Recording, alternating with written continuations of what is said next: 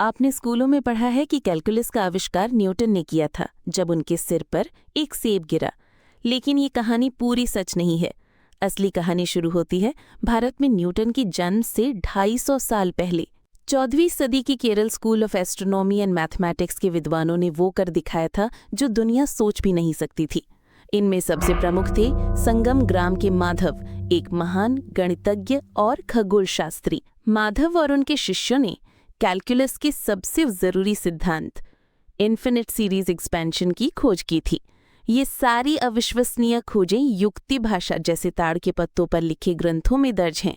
इसी ज्ञान का उपयोग करके माधव ने पाई यानी पाई का मान 11 दशमलव स्थानों तक सटीक रूप से निकाला, जो सदियों तक दुनिया में सबसे सटीक था।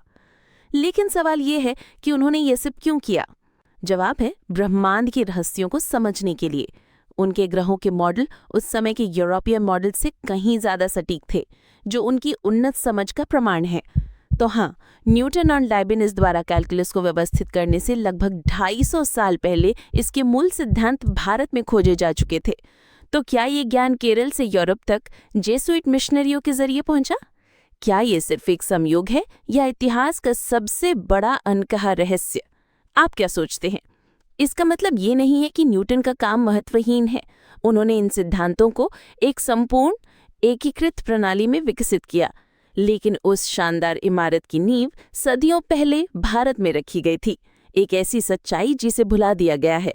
भारत के ऐसे और अनसुने रहस्यों को जानने के लिए हमें फॉलो और सब्सक्राइब करें। इस वीडियो को शेयर करें ताकि ये सच सब तक पहुंचे।